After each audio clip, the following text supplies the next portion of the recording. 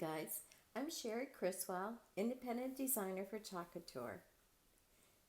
And today I've got this heart cut out that I cut out for my scroll saw. I'm going to show you a couple different techniques. This one, first of all, I am taping off some of the design because I only want to use part of it and I don't want to go over. So I did that, and then I put on my black velvet paste, squeegee it on, take off the excess. Same with the welcome. This is one of our older monthly subscription transfers.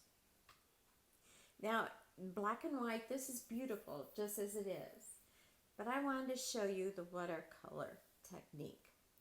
So after this dries, then I started to do the watercoloring. Now, if you have some really old paste that's starting to dry out, this is really perfect for watercolor. So just take it out, and here I have it on a little palette, and take the colors you want to use and a cup of water. Take your brush, put it in the water, and start to dilute some of the paste. I also have a towel here because remember, when paste gets wet, it'll come off. So you don't want to get it too much liquid. So dip it in the water, get a little bit of the color on your brush.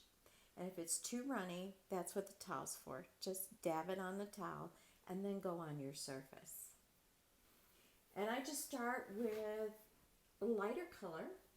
And then I'll come back and make it a little bit darker or change the color a little bit on the bottom and on the side. It's just fun. Who doesn't like to color, right? And you don't always have to color in every white space. So just keep doing it until you like what you have. There's no right or wrong in that.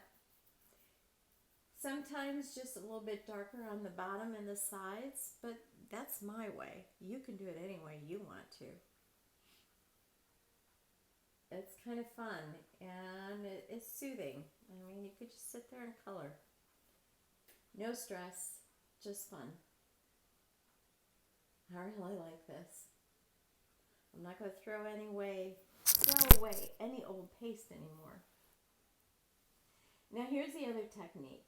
I took on the smaller heart shape that I cut out and transferring these little circles on there, and then I'm putting glitter on it.